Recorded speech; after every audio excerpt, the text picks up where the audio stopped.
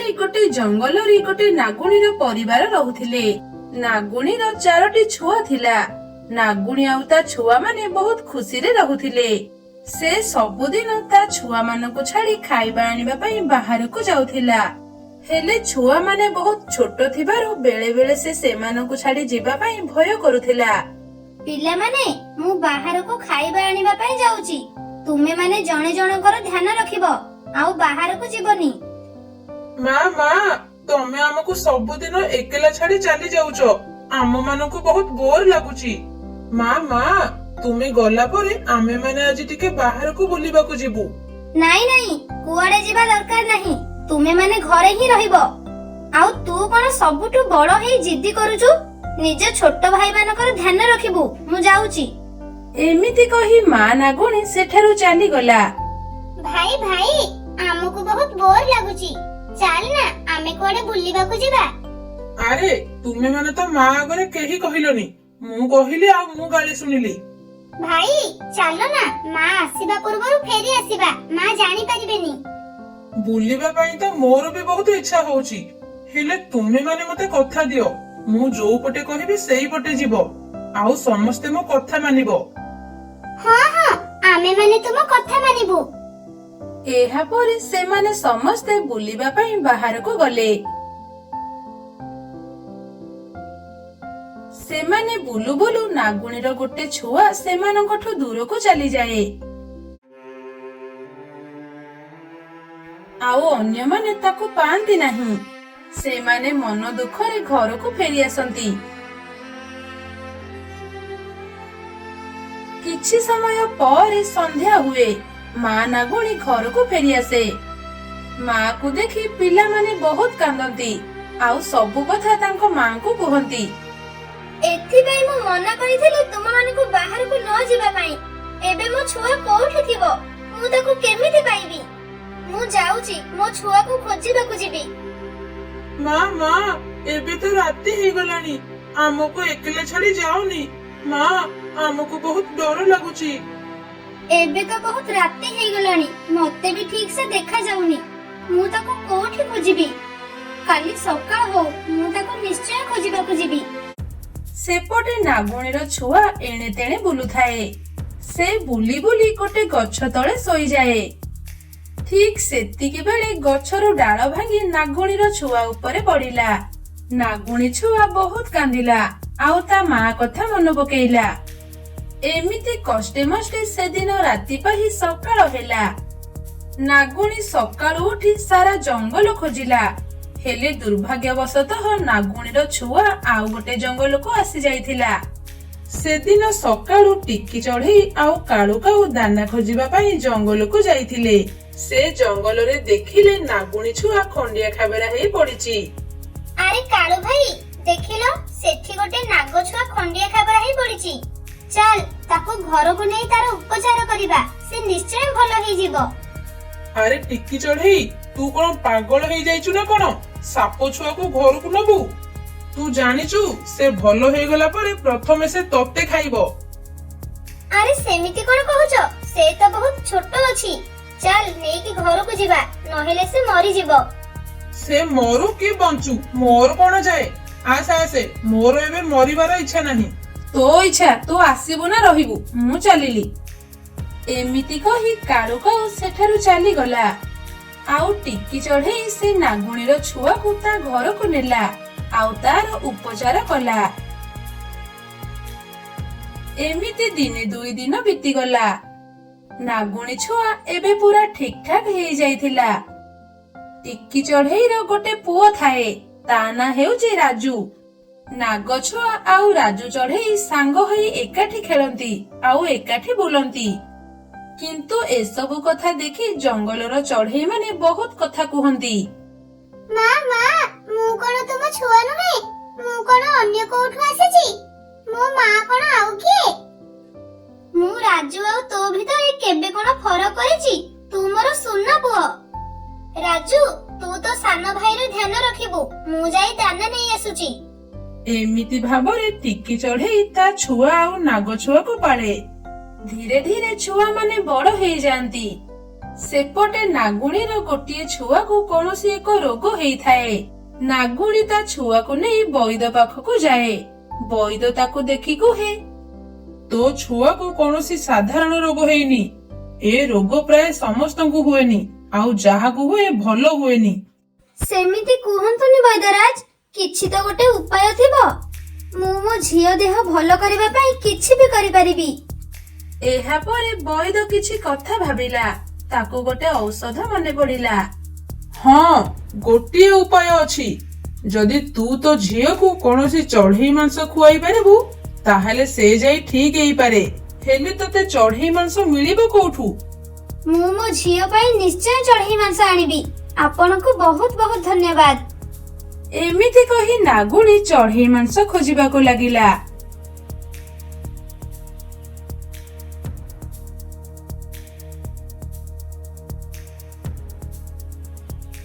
କିଛି ଦୂର ଗଲା ପରେ ସେ ରାଜୁକୁ ଦେଖିଲା।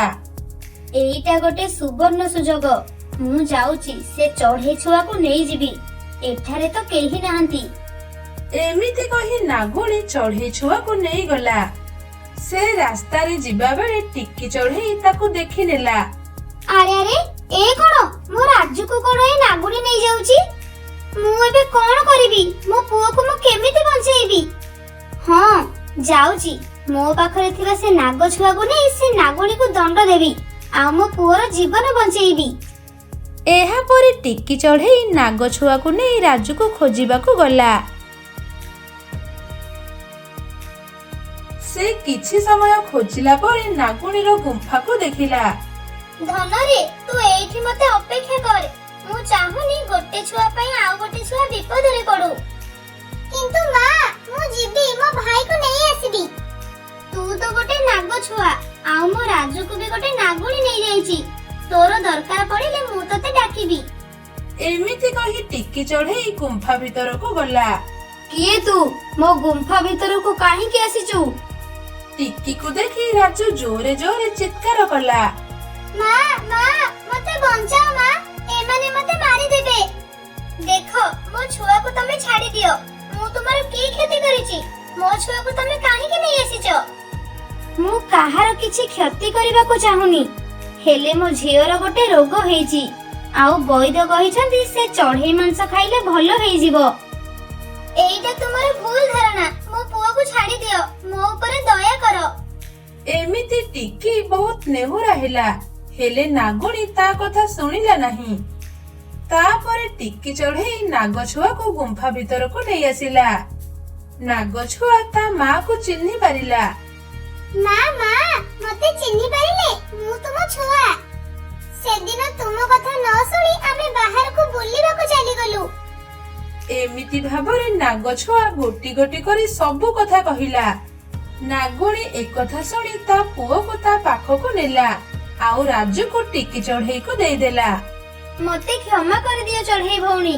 ମୁଁ ଗୋଟେ ମା ହେଇ ତୁମଠୁ ତୁମ ଛୁଆକୁ ମାରିବା ପାଇଁ ନେଇ ଆସିଲି, ଆଉ ତୁମେ ଗୋଟେ ମା ହେଇ ମୋ ନାଗ ଛୁଆକୁ ବଞ୍ଚେଇକି ରଖିଥିଲ। ବାବା, ତୁମେ ସତରେ ମହାନ। ମତେ କ୍ଷମା କରିଦିଅ। ଇଏ ତୁମ କର୍ତ୍ତବ୍ୟ। ହେଲେ ମୁଁ ଗୋଟେ ଔଷଧ ଜାଣିଛି, ତାକୁ ଖାଇଲେ ତୁମ ପୁଅ ଭଲ ହେଇଯିବ। ଏମିତି କହି ଟିକି ଚଢେଇ ତା ଛୁଆ ପାଇଁ ଔଷଧ ନେଇ ଆସେ, ଆଉ ତାକୁ ଖାଇବାକୁ ଦିଏ। ଔଷଧ ଖାଇବା ପରେ ନାଗୁଣୀର ଛୁଆ ଠିକ ହେଇଯାଏ। ଏସବୁ ଦେଖି ମା ନାଗୁଣୀ ବହୁତ ଖୁସି ହୁଏ। ଆଉ ତାପରେ ଟିକି ଚଢେଇର ପରିବାର ଆଉ ନାଗୁଣୀର ପରିବାର ସାଙ୍ଗ ହେଇ ରୁହନ୍ତି। ଥରେ ଜଙ୍ଗଲର ସବୁ ଭୂତମାନେ ଭୂତ ସଭାରେ ବସିଥାନ୍ତି। ଭୂତମାନଙ୍କ ମୁଖିଆ ଆସି ସେଠି ପହଞ୍ଚିଲେ, ଆଉ କହିଲେ, ଭୂତ ଭାଇମାନେ ଶୁଣ, ମୁଁ କାଲି ମଣିଷ ବସ୍ତି ଆଡକୁ ଯାଇଥିଲି। ସେଠି ଶୁଣିଲି କାଲି କୁଆଡେ ତାଙ୍କର ରଥଯାତ୍ରା ପାଳନ ହବ।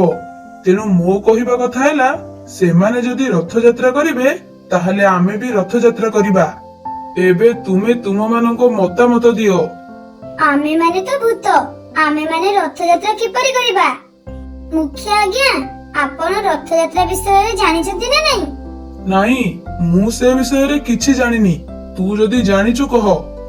ମୁଁ ଶୁଣିଛି ରଥଯାତ୍ରାରେ ପ୍ରଭୁ ଜଗନ୍ନାଥ ରଥରେ ବସି ବଡଦାଣ୍ଡକୁ ଆସନ୍ତି, ଆଉ ଭକ୍ତମାନଙ୍କୁ ଦର୍ଶନ ଦିଅନ୍ତି।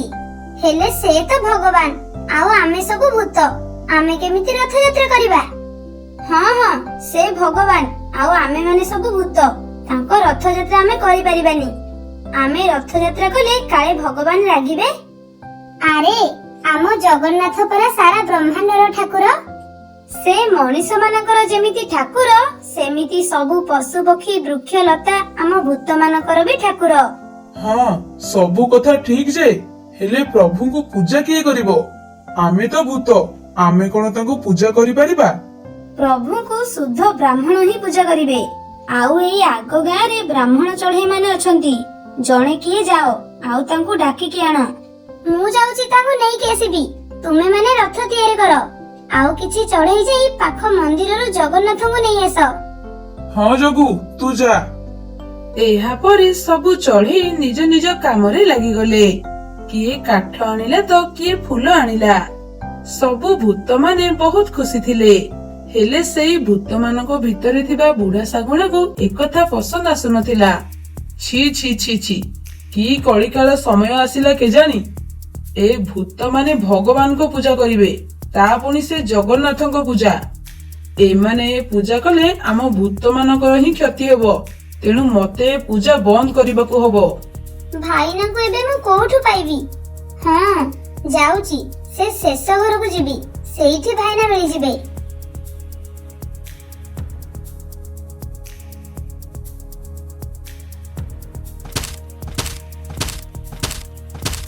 ଆରେ ଏତେ ରାତିରେ କିଏ ଆସିଛ? ଯାଉଛି ଯାଉଛି, ରୁହ। ରାମ ରାମ ରାମ ରାମ। ଆରେ ବାପରେ, ଇଏ କେଡେ ଭୟାନକ ଦେଖା ଯାଉଥିବା ଚଢେଇ। ହେ ପ୍ରଭୁ, କିଏ କିଏ ତୁମେ? ଆଉ ତୁମେ ଏତେ ଭୟଙ୍କର କଣ ଦେଖା ଯାଉଛ? ଭୟଙ୍କର ଦେଖାଯିବିନି କେମିତି? ମୁଁ ପରା ଗୋଟେ ଭୂତ। ମୋ ନାଁ ଜଗୁ। ଆସ ଆସ, ମୋ ସହ ଆସ। ହେ ଜଗନ୍ନାଥେ, ଏବେ ମୁଁ କଣ କରିବି? ଏ ଭୂତ ମତେ କୁଆଡେ ଡାକୁଛି? ଆରେ ଏ ଭୂତ, ତୁ ମତେ କୁଆଡେ ଡାକୁଛୁ? ଏକୁ ଯଦି ସତ କଥା କହିଦେବି ତାହେଲେ ଇଏ ମୋ ସହ ଯିବନି। ଯାଉଛି, ଏକୁ ଧମକ ଦେବି, ଆଉ ଜୋର ଜବରଦସ୍ତ ଟେକି ନେଇଯିବି। ଏ ଭାଇନା, ତୁ ମୋ ସହ ଯିବୁ ନା ଜୋର ଜବରଦସ୍ତି ତତେ ମାରି ଟେକିକି ନେଇଯିବି? କି ପାପ କରିଥିଲି କେଜାଣି, ଭୂତ ହାବୁଡରେ ପଡିଲି। ଇଏ ସହ ନ ଗଲେ ମଲି, ଗଲେ ବି ମଲି। ହେ ପ୍ରଭୁ। ଆସିବୁ ନା ଦେଖିବୁ, ଏବେ ତ ତଣ୍ଟି ଚିପି ତତେ ମାରିଦେବି। ଭାଇନାଙ୍କ ପାଖରେ ଆଉ କିଛି ଉପାୟ ନଥିଲା। ତେଣୁ ସେ ଜଗୁଭୂତ ପଛେ ପଛେ ଗଲେ। ଏପଟେ ସବୁ ଭୂତ ମାନେ ରଥ ତିଆରି କରି ଭାଇନାଙ୍କୁ ଅପେକ୍ଷା କରିଥାନ୍ତି। ଏମାନେ ତ ସବୁ ଏଇଠି ଅଛନ୍ତି, ଯାଉଛି ରଥ ଚକଡା କାଟି ଦେଇ ଆସିବି। ଏମାନେ ଯେତେବେଳେ ରଥ ଟାଣିବେ, ରଥ ସେତେବେଳେ ଭାଙ୍ଗିଯିବ, ଆଉ ଦିଅ ସହ ଏମାନେ ସବୁ ତଳେ ପଡିଯିବେ। ଏମିତି କହି ଶାଗୁଣା ଧୀରିକିନା ଲୁଚି ରଥ ପାଖକୁ ଗଲା, ଆଉ ରଥ ଚକ କାଟିଦେଲା। ଏବେ ମୋ କାମ ହେଇଗଲା, ଏବେ ଆସିବ ଅସଲ ମଜା। ଟିକେ ପରେ ଜଗୁ ଭାଇନାଙ୍କ ସହ ସେଠି ପହଞ୍ଚିଲା। ଭାଇନା ଏତେ ସାରା ଭୂତ ଓ ରଥରେ ଜଗନ୍ନାଥଙ୍କୁ ଦେଖି ଆଶ୍ଚର୍ଯ୍ୟ ହେଲେ। ଭାଇନା ନମସ୍କାର, ଆସନ୍ତୁ ଆସନ୍ତୁ, ଆଉ ଆମ ଦିଅଙ୍କୁ ଟିକେ ପୂଜା କରିଦିଅନ୍ତୁ। ଆପଣ ପୂଜା କଲେ ଆମେ ରଥ ଟାଣିବୁ। କି ଯୁଗ ହେଲା, ଭୂତ ମାନେ ବି ରଥଯାତ୍ରା କରୁଛନ୍ତି। ରାମ ରାମ ରାମ, ହରି ହରି ହରି ହରି। ଭାଇନା କଣ ଭାବୁଛନ୍ତି, ପୂଜା କରିବେ ନା ନାହିଁ? ହଁ ହଁ, ପୂଜା କରିବି। ହେଲେ ତୁମେ ମାନେ ତ ଭୂତ, ତୁମ ମାନଙ୍କୁ କିଏ କହିଲା ଏ ରଥଯାତ୍ରା କରିବା ପାଇଁ? ଭାଇନା, ଆମେ କଣ ରଥଯାତ୍ରା କରିବା କଥା ନୁହେଁ? ଏମାନେ ତ ରଥଯାତ୍ରା କରିବାକୁ ଚାହୁଁଛନ୍ତି। ମୁଁ ଯଦି ୟାଙ୍କୁ ମନା କରିଦେବି, ଏମାନେ ମତେ ମାରିଦେବେ। ଏମାନେ ରଥଯାତ୍ରା କରନ୍ତୁ, ମୋର କଣ ଅଛି। ଯାଉଛି ରଥ ପୂଜା କରି ଏଠୁ ଚାଲିଯିବି। ହଁ ହଁ, ତମେ ରଥଯାତ୍ରା କରିପାରିବ। ଏହାପରେ ଭାଇନା ରଥ ପୂଜା ଆରମ୍ଭ କଲେ, ଆଉ ସମସ୍ତେ ହୁଳହୁଳି ହରିବୋଲ ଦେଇ ଜଗନ୍ନାଥଙ୍କୁ ପ୍ରାର୍ଥନା କଲେ। ହଉ, ପୂଜା ସରିଲା, ମତେ ଏବେ ମୋ ଦକ୍ଷିଣା ଦିଅ। ଏଗୁଡାକ ତ ଭୂତ, ମତେ ଏମାନେ କଣ ଦକ୍ଷିଣା ଦେବେ? ମତେ ଲାଗୁଛି ଏମାନେ ମତେ ରକ୍ତ ହାଡ ମାଂସ ଦେବେ। ଯାଉଛି ଏଠୁ ପଳେଇବି। ଏଇ ନିଅ ଭାଇନା, ଏସବୁ ଆପଣଙ୍କ ପାଇଁ। ବାପରେ, ଏତେ ସାରା ଧନରତ୍ନ! ଏସବୁ ତ ବିକିକି ଖାଇଲେ 7 ଜନ୍ମ ଯାଇ ସରିବନି। ଯାଉଛି, ଏଠୁ ଜଲ୍ଦି ଜଲ୍ଦି ଏସବୁ ନେଇ ପଳେଇବି। ହଉ ପିଲେ, ମୁଁ ଏବେ ଆସୁଛି। ତୁମ ମାନଙ୍କର ଯଦି ଆଉ କେବେ କିଛି କାମ ପଡେ ମତେ କହିବ। ହଁ ହଁ, ଆମେ ଆପଣଙ୍କୁ କହିବୁ। ଏହା ପରେ ଭାଇନା ମନ ଖୁସିରେ ସେଠୁ ଚାଲିଗଲେ। ଆସ ଆସ, ରଥ ଟାଣିବା ଆସ। ହଁ ହଁ, ଚାଲ ରଥ ଟାଣିବା। ଏହା ପରେ ସେମାନେ ରଥ ଟାଣିଲେ। ଜଗନ୍ନାଥ ସ୍ୱାମୀ କି ଜୟ, କାଳିଆ ସାଆନ୍ତ କି ଜୟ।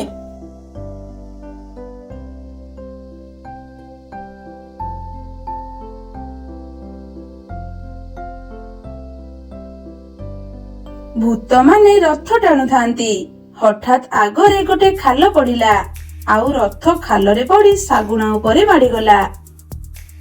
ରଥ ଶାଗୁଣା ଉପରେ ମାଡିବାରୁ ଶାଗୁଣାର ଗୋଡ ଭାଙ୍ଗିଗଲା। ମରିଗଲି ମରିଗଲି, ଆଲୋ। ଆରେ ଭୂତମାନେ, ମୋ ଗୋଡ କଟିଗଲା, ମତେ ଟିକେ ବଞ୍ଚାଅ।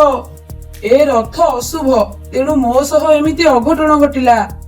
ସତରେ କଣ ଆମ ରଥଯାତ୍ରା ଅଶୁଭ? ଏ ହେ, ଆମେ କାହିଁକି ଏ ଅଶୁଭ କାମ କରୁଥିଲେ କେଜାଣି? ନାଇଁ ନାଇଁ, ଏମିତି ଭାବିବା ଭୁଲ। ଭଗବାନ ଆମର କେବେ ଅମଙ୍ଗଳ ଚାହିଁବେନି। ଦୟାକରି ଭଗବାନଙ୍କୁ ଦୋଷ ଦିଅନି।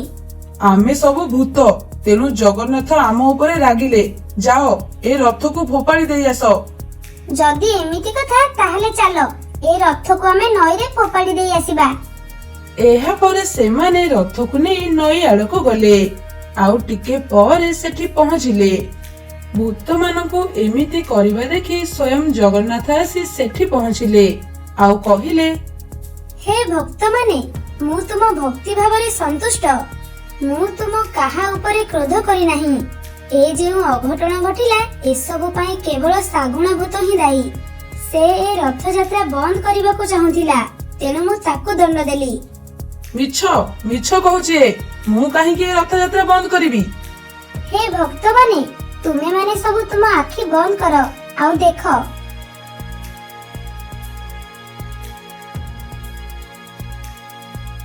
ହଇରେ ଦୁଷ୍ଟ, ତୁ ଆମ ରଥ ଚକ କାଟୁଛୁ। ରହ, ଏବେ ତତେ ଦଉଛୁ। ମତେ କ୍ଷମା କର, ମୋର ଭୁଲ ହେଇଯାଇଛି। ସେ ତା ଦଣ୍ଡ ପାଇ ସାରିଛି। ଯାଅ ଯାଅ, ତୁମେମାନେ ରଥ ଟାଣ। ଆଜି ତୁମେମାନେ ଯେଉଁ କାମ କରିଛ, ମୁଁ ତୁମ ଭକ୍ତିରେ ପ୍ରସନ୍ନ।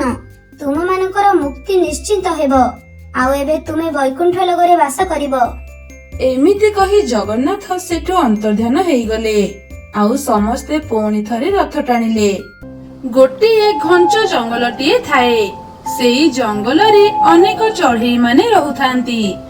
ଦିନ ବେଳା ସବୁ ଚଢେଇ ଜଙ୍ଗଲରେ ବୁଲାବୁଲି କରନ୍ତି। ହେଲେ ରାତି ହେଲା ମାତ୍ରେ ଚଢେଇ ମାନେ ଭୟରେ ନିଜ ନିଜ ଛୁଆ ମାନଙ୍କୁ ଧରି କିଏ ବସାରେ ତ ଆଉ କିଏ ଘର ଭିତରେ ଲୁଚି ଯାଆନ୍ତି। କାହିଁକି ନା ରାତି ହେଲା ମାତ୍ରେ ଦୁଇ ପିଶାଚୀ ଭଉଣୀ ଚଢେଇ ମାନଙ୍କୁ ଧରି ନେଇଯାଆନ୍ତି।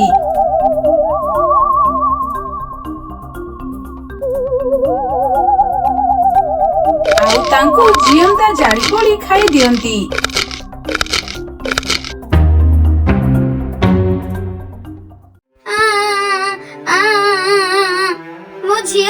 ମୋ ଝିଅ ତୁ କୁଆଡେ ଚାଲିଗଲୁ? ତତେ ମନା କରୁଛି, ତୁ ବାହାରକୁ ଯା ନା। ତୁ ମୋ କଥା ମାନିଲୁନି, ଆଉ ବାହାରକୁ ଚାଲିଗଲୁ। ଏବେ ଦେଖ ତୋ ଅବସ୍ଥା କଣ ହେଲା। କାନ୍ଦନା ଟିକେ, କାନ୍ଦନା।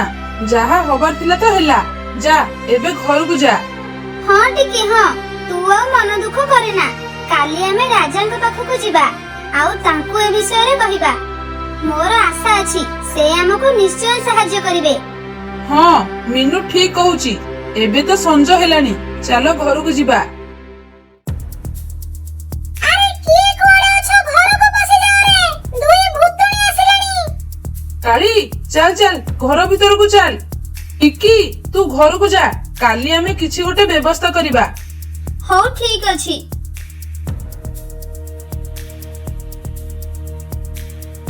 ଆଲୋ ନାନୀ, କାଲି ଯୋଉ ଚଢେଇ ଆମ ହାତରୁ ଖସି ଯାଇଥିଲା, ସେ ପରା ମରି ଯାଇଛି। ସେ କେମିତି ମଲା କେଜାଣି? ମରିବନି କେମିତି? ସେ ପରା ମୋ ହାତରୁ ଖସିବା ବେଳେ ତା ଦେହ ମୋ ନଖରେ ଚିରି ହେଇଯାଇଥିଲା। ଓ ଏମିତି କଥା। ମୁଁ ଭାବୁଛି ସେ ଭୟରେ ମରିଗଲା ବୋଲି। ଆଚ୍ଛା ନାନୀ, ମୁଁ ଶୁଣିଛି ମଣିଷ ମାନେ କୁଆଡେ ଚଢେଇ ମାନଙ୍କୁ ଶିକାର କରି ତାକୁ ରାନ୍ଧିକି ଖାଆନ୍ତି। ରାନ୍ଧିକି ଖାଇଲେ କୁଆଡେ ସ୍ୱାଦଟା ବଢିଯାଏ। ଆମେ କଣ ଆଜି ଚଢେଇ ମାନଙ୍କୁ ରାନ୍ଧିକି ଖାଇବା କି? ଆଲୋ ହେ, ସେମାନେ ହେଲେ ମଣିଷ। ସେମାନେ ସବୁବେଳେ ସେମିତି ସବୁ ଜିନିଷକୁ ରାନ୍ଧିକି ଖାଇବେ। ହେଲେ ଆମେ ସବୁ ଭୂତ, ତେଣୁ ଆମେ ସେମାନଙ୍କୁ କଞ୍ଚାରେ ଖାଇବା। ଆମେ ରୋଷେଇ କରି ଖାଇଲେ ଆମକୁ ଭଲ ଲାଗିବନି। ଆମେ ଯେମିତି ସେ ମାଂସକୁ ନିଆଁରେ ପୋଡିକି ଖାଉଛେ ସେମିତି ହିଁ ଖାଇବା। ହଉ ହଉ ଚାଲ ଯିବା ଆଉ ଚଢେଇ ମାନଙ୍କୁ ଧରିବା।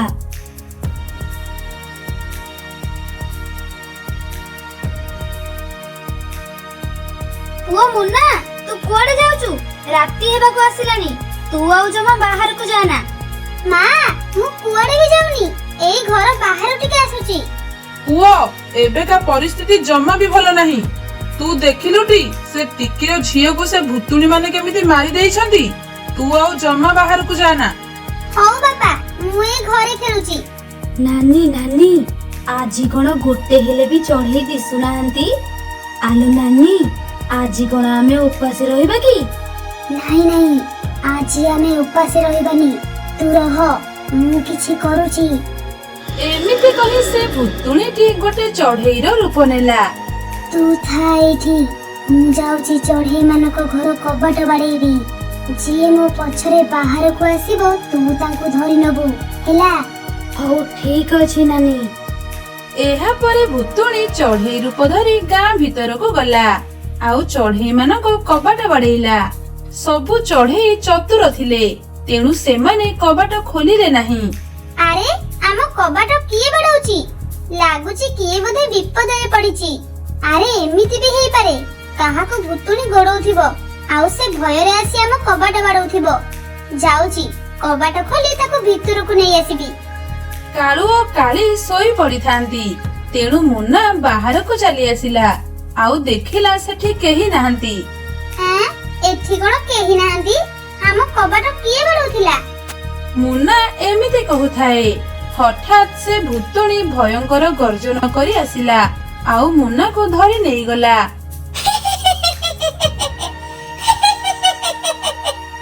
ମା, ବାପା, ମତେ ବଞ୍ଚାଅ, ବଞ୍ଚାଅ ମତେ। କାଳି ଉଠ, ମୋ ପୁଅ କଣ ଏମିତି ଚିତ୍କାର କରୁଛି? ହେ ଭଗବାନ, ମୋ ପୁଅ କୁଆଡେ ଗଲା? କୁଆଡେ ଗଲା ମୋ ପୁଅ?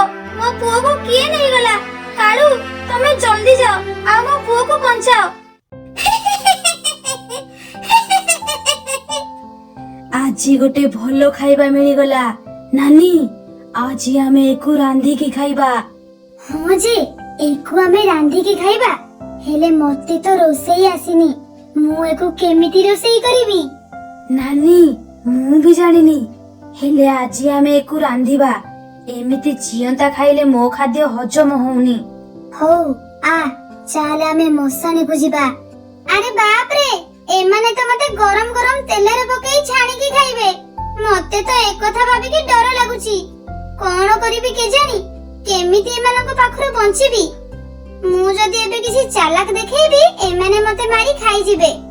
ଗୁରୁଜୀ କହିଥିଲେ ଅସୁବିଧା ବେଳେ ଧୈର୍ଯ୍ୟ ରଖିବା ଆବଶ୍ୟକ। ମୁଁ ବି ଧୈର୍ଯ୍ୟ ରଖିବି। ମୋ ପୁଅ କାଳି, କାଳି ଆମ ପୁଅ ଆଉ ନାହିଁ। ଆମ ପୁଅକୁ ସେ ଭୁତୁଣୀ ମାନେ ନେଇଗଲେ। କାଳୁ, ମୁଁ ଏବେ କାହାକୁ ଖାଇବାକୁ ଦେବି? କାହାକୁ ଗେଲ କରିବି? କିଏ ମତେ ମା ବୋଲି ଡାକିବ? କାଳି, ଚାଲ ଆମେ ଏବେ ଘରକୁ ଯିବା। ରାତି ସମୟ ହେଇଛି, ପୁଅ ତ ଗଲା, ମୁଁ ତୁମକୁ ହରେଇବାକୁ ଚାହୁଁନି। ହଁ ହଁ, ଚାଲ। ଆଲୋ ନାନୀ, ସବୁ ଜିନିଷ ଯୋଗାଡ଼ ହେଇଗଲା, ହେଲେ ପାଣିର ଯୋଗାଡ଼ ହେଇପାରିଲା ନାହିଁ। ନାନୀ, ତୁ ଯା ଆଉ ନଈରୁ ପାଣି ନେଇକି ଆ। ହଉ ହଉ, ମୁଁ ପାଣି ନେଇକି ଆସୁଛି। ତୁ ଏ ଚଢେଇକୁ ଜଗିଥା। ନାନୀ, ଆସିଲା ବେଳକୁ ଭୁସୁଙ୍ଗ ପତ୍ର ଦିଟା ଆଣିବ। ଭୁସୁଙ୍ଗା ପତ୍ର ତରକାରୀରେ ପଡିଲେ ତରକାରୀ ଆଜି ଆହୁରି ସ୍ୱାଦିଷ୍ଟ ହେଇଯିବ। ହଉ ହେଲା, ମୁଁ ସବୁ ନେଇକି ଆସିବି।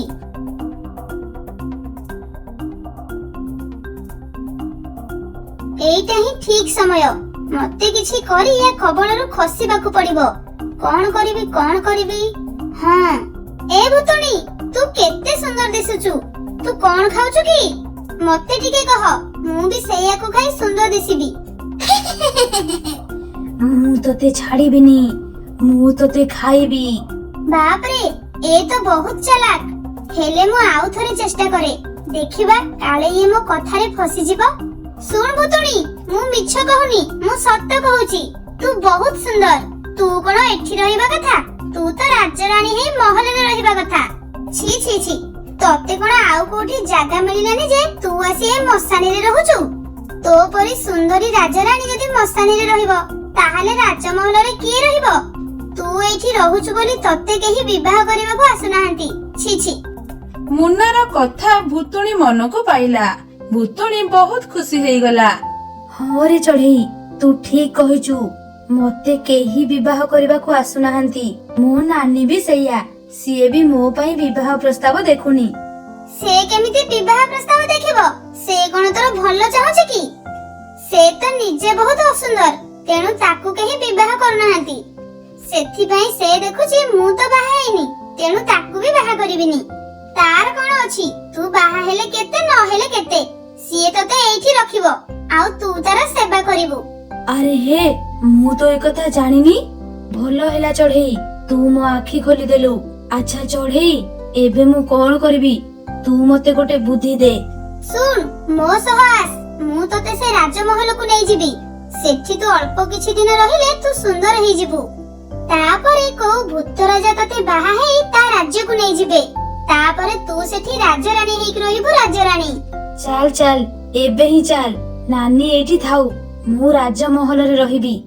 ମତେ ପିଞ୍ଜରାରୁ ତ ବାହାର କର, ତାପରେ ଆମେ ଯିବା। ଏହାପରେ ଭୁତୁଣୀ ମୁନ୍ନାକୁ ପିଞ୍ଜରାରୁ ମୁକ୍ତ କଲା। ଆଉ ତାପରେ ସେମାନେ ରାଜମହଲ ଆଡକୁ ଗଲେ।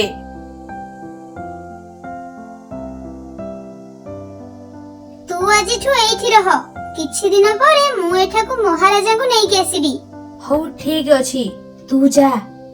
ଆରେ ହେ, ମୁଁ ତ ଅସଲ କଥା କହିବାକୁ ଭୁଲି ଯାଇଛି। ମୁଁ ଏଠୁ ଗଲା ପରେ ତୋ ନାନୀ ମତେ ଖୋଜି ଖୋଜି ଆମ ଗାଁକୁ ଯିବ ଆଉ ତୋ କଥା ପଚାରିବ। ମୁଁ ତାକୁ କଣ କହିବି? ଯଦି ଏମିତି କିଛି ହୁଅନ୍ତା ଯେମିତି ସେ ଆମ ଗାଁକୁ ପଶି ପାରନ୍ତାନି, ତାହେଲେ ବହୁତ ଭଲ ହୁଅନ୍ତା। ଏଇ ଗୋଟେ କଥା ଶୁଣ, ତୁ ଯଦି ତୁମ ଗାଁ ଚାରିପଟେ ଗଙ୍ଗା ଜଳ ଛାଟି ଦବୁ, ତାହେଲେ ସେ ଆଉ ତୁମ ଗାଁରେ ପଶି ପାରିବନି। ଠିକ ଅଛି, ମୁଁ ତାହେଲେ ଆସୁଛି। ଏପଟେ ନାନୀ ଭୁତୁଣୀ ଆସି ଦେଖେ ତ ସେଠି କେହି ବୋଲି କେହି ନାହାନ୍ତି। ଆରେ ହେ, ମୋ ସାନ ଭଉଣୀ ଆଉ ସେ ଚଢେଇ ଗଲେ କୁଆଡେ? ଯାଉଛି ତାଙ୍କୁ ଖୋଜିବି। ଏମିତି କହି ନାନୀ ଭୁତୁଣୀ ତାଙ୍କୁ ଖୋଜିଲା।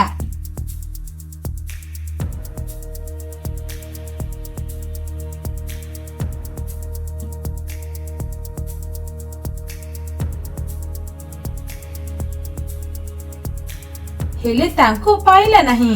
ଆଲୋ ହେ, ମୋ ନାନୀ ମତେ ଖୋଜୁଛି। ଯାଉଛି ଲୁଚି ଯିବି। ସେ ଦୁଷ୍ଟ ମତେ ଦେଖିଦେଲେ ମତେ ମହଲରୁ ବାହାର କରି ସେ ଏଠି ରହିଯିବ। ଏପଟେ ମୁନ୍ନା ଘରେ ପହଞ୍ଚିଲା। କାଳୁ ଓ କାଳି ମୁନ୍ନାକୁ ଦେଖି ବହୁତ ଖୁସି ହେଲେ। ମୁନ୍ନା ତାଙ୍କୁ ସବୁ କଥା କହିଲା। ପରଦିନ ସକାଳୁ ସେମାନେ ଗାଁ ଚାରିପାଖରେ ଗଙ୍ଗା ଜଳ ପକେଇଲେ ଓ ଖୁସିରେ ରହିଲେ। ମୋ ଭଉଣୀ, ତୁ ଗଲୁ କୁଆଡେ? ଫ୍ରେଣ୍ଡସ୍, এই ଷ୍ଟୋରିଟି କେମିତି ଲାଗିଲା ଆମକୁ କମେଣ୍ଟରେ ଜଣାନ୍ତୁ। ଆଉ ଯଦି ଭିଡିଓଟି ଭଲ ଲାଗିଛି ତାହେଲେ ଭିଡିଓଟିକୁ ଲାଇକ୍ କରନ୍ତୁ ଏବଂ ଆମ ଚ୍ୟାନେଲକୁ ସବସ୍କ୍ରାଇବ କରନ୍ତୁ।